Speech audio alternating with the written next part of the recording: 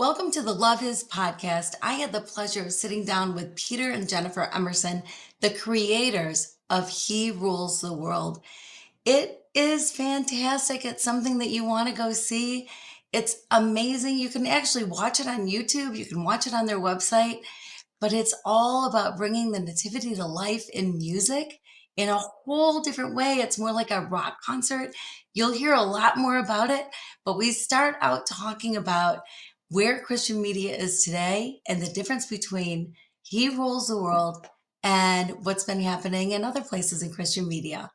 Sometimes you see stuff, especially backaways in Christian media, and you see people depicted, and there's something unhuman about that, unattainable, something, but you make it very human. It's very human. We get to see Mary being told that this is God's plan, and we see her say things like, "Well, why me? I'm just a girl from Galilee."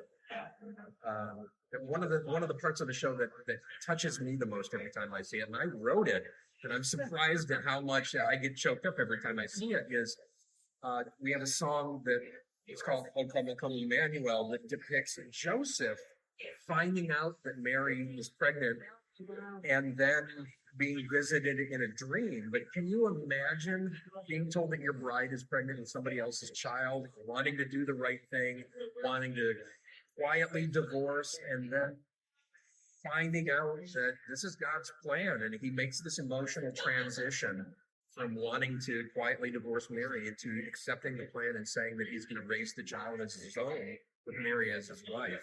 I get choked up every time I hear about it. Oh my gosh, well, I'm getting a little choked up right now, to be honest, because it's so true that it's a little line in the Bible, right? Yeah. But to really dive into it and think about the humanness of it, the human emotion that would be involved, and all the thinking of the thoughts that would go through your head, and debates and whatever, there's a lot. And Peter, you wrote this whole thing. You're a genius, but very musical. You've done all kinds of stuff before this. It's not like you're just brand new on the scene. But how does this project for you compare to other things you've done? Well, I can say that I've been very blessed to have a very long music career as a performer and a composer, and primarily as an educator, a music educator, and that has really just given me the tools to be able to put this together. And the inspiration comes from I took my daughter to go see Trans-Siberian Orchestra a handful of years ago. I loved them, absolutely. What's not to love? I mean, big show, great spectacle, lights, lasers, smoke, great music, soaring guitar solos. The whole time I was sitting there, I was thinking, that's fantastic. Maybe I could do that. And then eventually toward the end of the show, I was a little mad at myself. I said, why am I not doing this? And my whole thinking on the show was that Trans-Siberian, as much as I loved it, their show was really just about the spirit of Christmas, and really didn't tell the Christmas story. And so I set out to write a show that actually told God's story in the Nativity, and that's where He Rules the World came from. I love that. And Jennifer, you come from a whole different life. You probably have a beautiful voice. You probably have musical talent because it's in your genes. But you're a lawyer. You've been whatever high in companies and ruling the roost as a woman in business. And so, how did you get involved in the project? Yeah, musical talent is not my main strength. Yeah, so I got a lawyer, accountant, compliance officer. So getting involved in a rock concert is not the natural progression. But the way you might be the first one. It's possible. I'm willing to blaze that trail. So the way that I came to be involved is that Peter shared a demo recording of He Rules the World with me, and so I've got a 9-year-old daughter, and I'm very intentional about what events I will take her to, let her see, what I will let her listen to. And it's really hard to find age appropriate entertainment options. So when I heard the demo recording for He Rules the World, I could just picture myself in a theater with her by my side, other families there, and just getting drawn into the music, it's high energy, but there's also, very introspective, emotional parts. And I just said, this is something I want to be involved in. Other families, other people need to see this and hear this. And I was just like, I have been very convicted since then that this is a different way that God wants me to use my organizational and legal and accounting talents. And so, And she is great at what she does. Yeah, I So bet you are. we have very different strengths, but we complement each other. That's cool. So you work well together. Yes. That's a good thing. That's always a good thing. And you've drawn in some really great talent for it too. Absolutely. Right. We've got a world-class cast of singers and musicians, instrumentalists in this as well. Our featured vocalist in this is David Gaschen, and he is most known for playing the Phantom in the Phantom of the Opera over 1,300 times on Broadway and in Europe. And he's a really great, solid Christian man, and very excited to be involved in a God-centered project like He Rules the World. That is so cool. And when he's up on stage, you don't know what he was saying, right? Like he was playing the part. And so you don't really know. And it's cool to know that he has did it for so long, 1300 things. That's a lot of exhausting just thinking about it, right? Yeah. Yeah, and but so good. I mean, just amazing, and his voice is just incredible. So that's exciting because we see that all over with Christian media right now, right? Where Christian media used to be, what Christian media was, and then the game has certainly been elevated. And things that are coming out, like what you guys are doing, it's going to draw more and more people that normally would be at a studio in Hollywood or whatever. And I love that. And you guys are blazing this trail. There is no reason to sacrifice quality for your convictions, and we're certainly not doing that. We also have Kevin Sorbo as an executive producer on the project, and he does our narration. We worked with a really, really great animation studio in England called Wonder Story, and they animated the narrated portion in between the songs, and Kevin Sorbo does the voice narration of that for us. And our future plans are, we just want to get this in front of as many people as possible. Eventually have a streaming product, perhaps, to get out there in theaters, and who knows, maybe eventually a screenplay to put it on in the big screen as well. Right now, we have productions scheduled in December of this year in Waco, Texas, at the Waco Hippodrome Theater, December 11th through the 14th. So if you're in Texas, we'd love to have you. And if you're not in Texas, you can log on to Spotify and listen to the soundtrack right now, today. HeRulesTheWorld.com, Spotify, and all other major streaming platforms, Pandora, Apple Music, you name it, it's out there. Our website is HeRulesTheWorld.com, and we have a trailer up there. You can see part of the show, and some of the music from the show is up there as well. And you just want to get this message out to as many people as possible. Yeah, absolutely. So you are gifted, talented, obviously, and you could be doing anything, anywhere. Why faith-based? Like, why is this so important to you? You talked about the Trans-Siberian Orchestra and going, why am I not doing this? Whatever, but you could be anywhere. So why is this so important? I have always been a part of the church. I grew up in the church, and it's always been an important part of my life. But going through writing He Rules the World has really brought me closer to God, because of doing the research, and I'm going, oh, I didn't know that. I didn't know that gold, frankincense to them by God, because they would need to use those gifts to escape Herod when Herod was coming after him to slaughter the child. Wow, I mean, these are things that it has just made my faith deeper working on this. So I've been very dissatisfied with just the integrity of the content that's being pushed on society lately, and this is an opportunity to tell a story that is worthy of being told, that should be told in a million different ways, and I'm just grateful that I can have a part of doing that. Well, and it gives your voice so much value, right? Like you can talk to people one-on-one, you can talk to a group, but when you are in entertainment, you don't know whose lives are being touched, how many lives are being touched, how many people will get to see this, how long it's going to be going on. Hopefully for years and years, this is going to be a thing, right?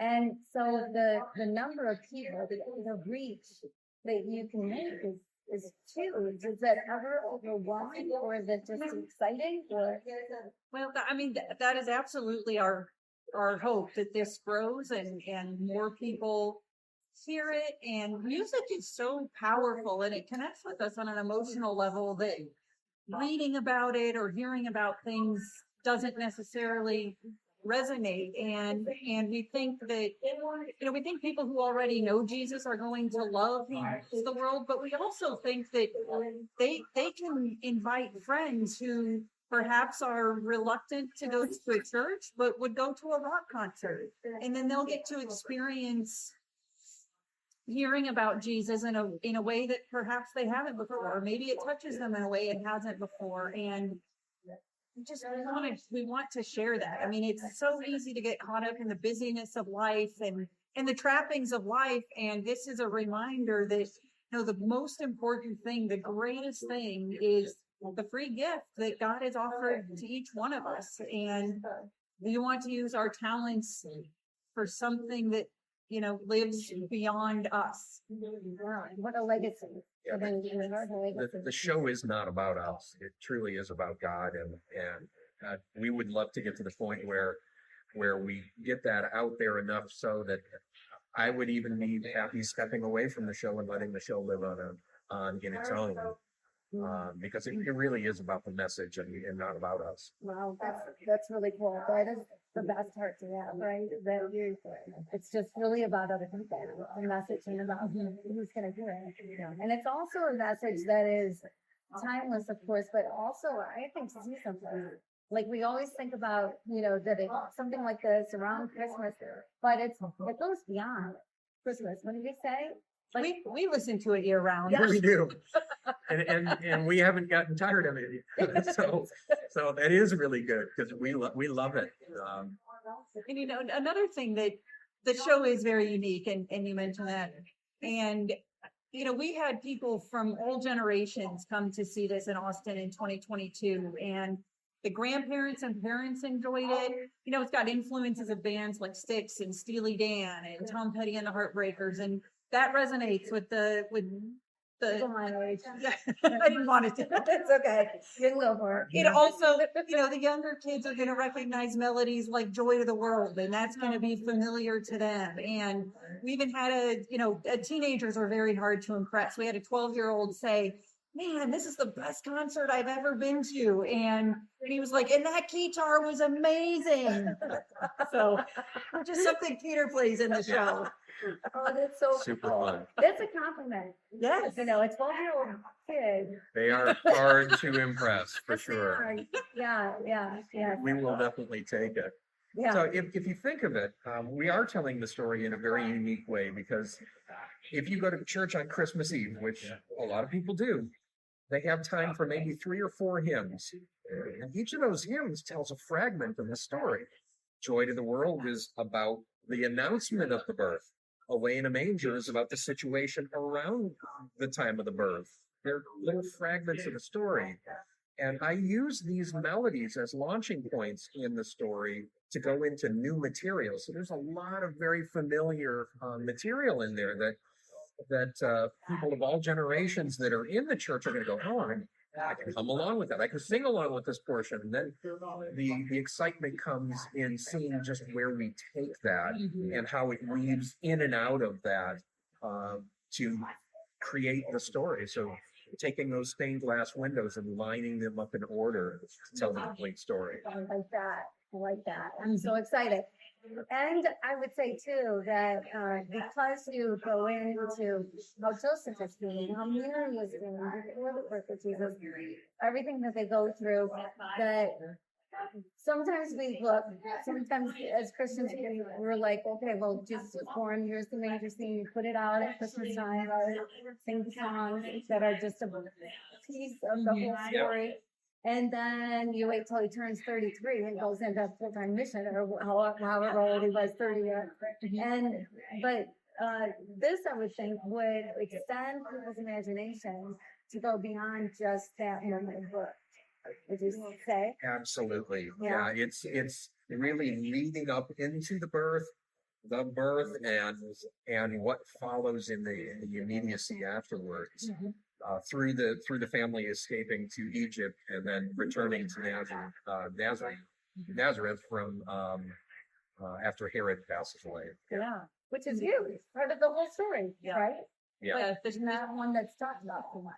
The show begins with a song about, well, it begins with just what is Christmas to kind of get you thinking about that. But then it goes into he'll rule the world, you know, the foretelling and I mean, it basically starts in Genesis 3, where God announces after the fall that I will bring forth a Messiah.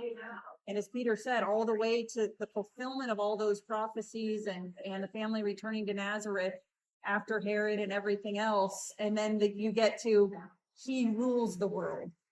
So he'll rule the world is the beginning of the third verse of Joy to the World.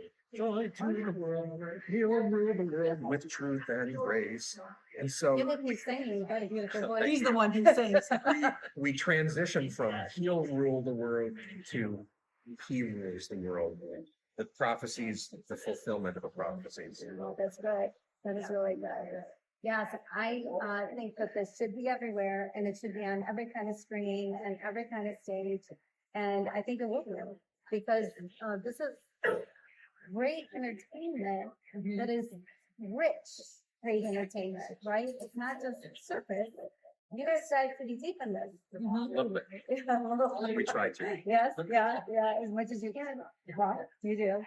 Yeah, what would you say? Well, we had many families say to us after they saw this in 2022, they said this, we did it the first weekend in December, and they said this was such a good way to start the holiday, the Christmas season. Said, you know, I was kind of dreading launching into all of the business, but this grounded me. This reminded me of why we're doing this. This grounded me. This was the perfect start to December, to Christmas. Yeah, We want everyone. that's good. We want Good thing people to to walk hear. out knowing that, you know, in the midst of a very broken, fractured world, there is hope and joy. Right. And his name is Jesus. Yes. Oh my gosh. Yeah. Everything about this is unique and wonderful. And sometimes you get unique without the wonder. And so to bring the two together is pretty cool. Thank you for saying that. Yeah, and I know it's going to do well. And encourage people to see it and watch it and grab those and go to the website, see the piece of it they can see and listen to the music. And what do you want people to do? Well, if you're in the Waco area in December of this year, come out to the Waco Hippodrome Theater December 11th through the 14th. If you're not in the Waco area and you want to follow us and keep up with what we're doing and look for future productions, go to www.herulestheworld.com. You can follow us on Instagram and Facebook at He Rules the World Show, and on X, formerly known as Twitter, for all the rest of us in the world that use it, as He Rules Show.